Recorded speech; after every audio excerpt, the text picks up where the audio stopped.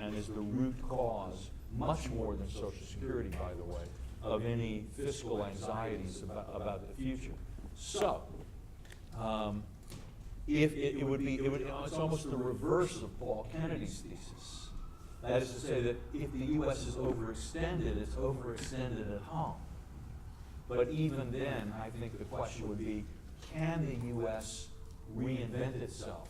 Can it come up with new ways of managing health care and other domestic issues so that over time we can be a better society in an economically sustainable way? I want to agree with what Walter has just said, and for those of you who are students interested in this topic, I would suggest that you look at two resources. One is to go to the website of the Peter G. Peterson Foundation.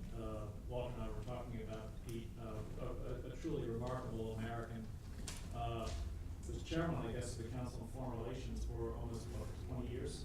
I used to joke he served almost as many terms as Robert Mugabe. Yeah, right. But anyway, Pete has created a foundation taking $1 billion of his own money to try and drive change in precisely the areas that Walter's talking about where we are overextended domestically, and that's in healthcare, the triple budget deficits that we have, and also entitlement reform. And then I would suggest you look at my own organization's website, CED, Committee for Economic Development.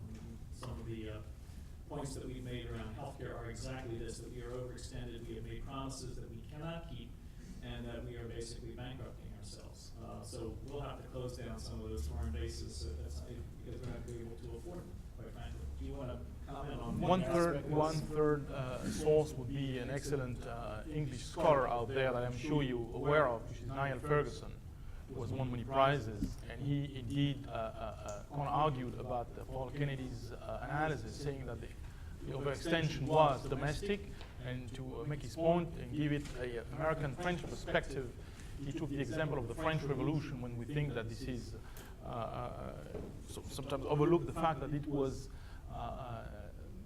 a result of social discontent and an exhaustion of the central state financially in France that sort of led to the events step by step with the États Généraux, the general assembly, so to speak, of the kingdom that triggered the whole process that went off the chart with the revolution thereafter. So that's also a very interesting scholarly source to look at, and I by definition concur with what was said.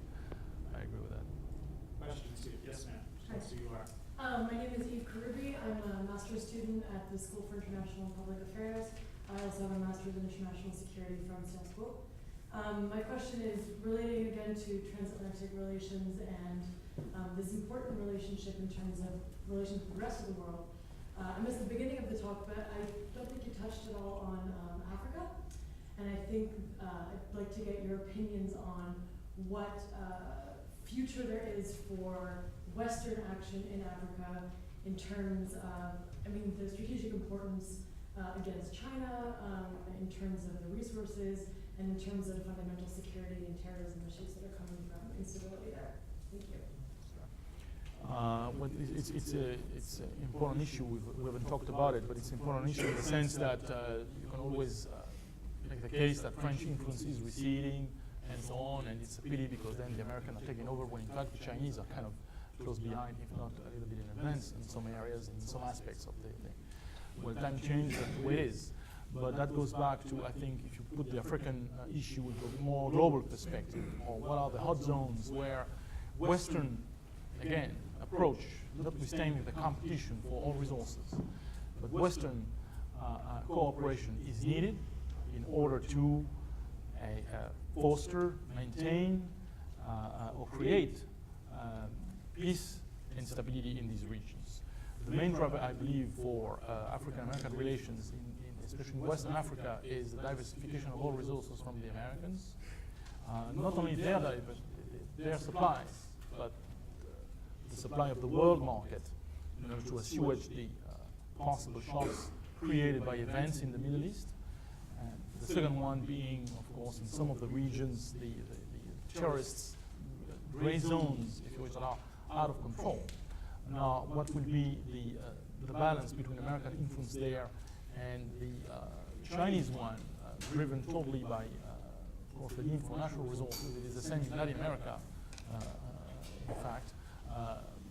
Something to be seen in the coming years, but I must say that the U.S. government has not laid forward a particularly comprehensive strategy for Africa yet. I think it might be, like in other areas, for instance, the strategic dialogue with China, continuity that will prevail from the W. Bush administration and the Obama one in that respect, despite the fact that the president is what we know he is.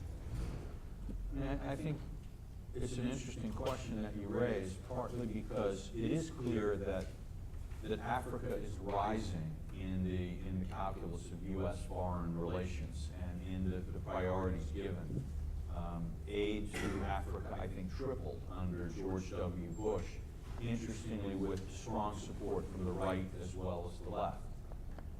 And this, I think, I think this is one of the places where American society as a whole, while there's sort of differences of approach and strategy, the sense that we both, for reasons of interest and for humanitarian purposes, we need to do more in Africa is very much with us.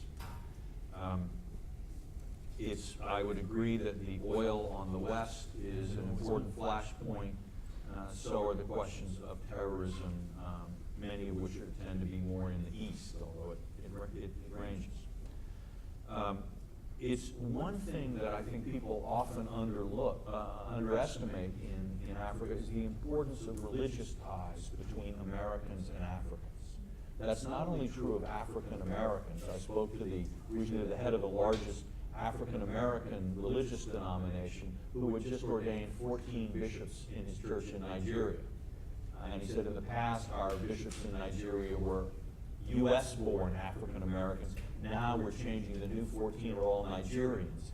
So they're developing a more autonomous church. But at the same time, I spent a week with Rick Warren, the evangelical leader in Rwanda, visiting with him a lot of the projects that his local church in California has been inaugurating. And thousands of members of Rick Warren's church have visited Rwanda over the last 5 years as part of a very quiet, below-the-radar kind of, and these people range from people making literally their first trip outside the United States to people who are actually working to build all kinds of agricultural development programs and so on, have a certain international experience. I think we're seeing a very, very much a tightening of the personal and the emotional bonds between individual Americans and Africans. We're also seeing NGOs and other groups forming much deeper links. And this is actually one of the most important things that's going on that one rarely sees anything about in the media. And over time, this, I think, will have growing political consequences. And in terms of Chinese influence in Africa, personally, I see in that almost no threat to American interests in any way. China is the world's manufacturer. It makes very great sense that Chinese manufacturing firms would seek to integrate their supply chains just as all other manufacturing firms have done throughout history. If we take seriously Robert Zellick's idea, and I do, that the only way forward in the world is for China to become a responsible stakeholder in the international system, it's going to have to learn to do that. This does not descend like a dove from heaven, and suddenly one day one is illuminated. It comes through a process of practice and experience. So the Chinese invest in copper mines in some third world country, Africa or Latin America. And originally they do it from a sheer commercial point of view, and they try to run their copper mines to get the most copper for the least money, in the normal grasping way. Then suddenly they discover that they're in a political context. Maybe there are trade unions. Maybe there are government ministers who are causing trouble. There are changes in government. There are tribal areas. Suddenly the Chinese are now having to, and these are large fixed investments which the local government can cause enormous trouble with at any moment.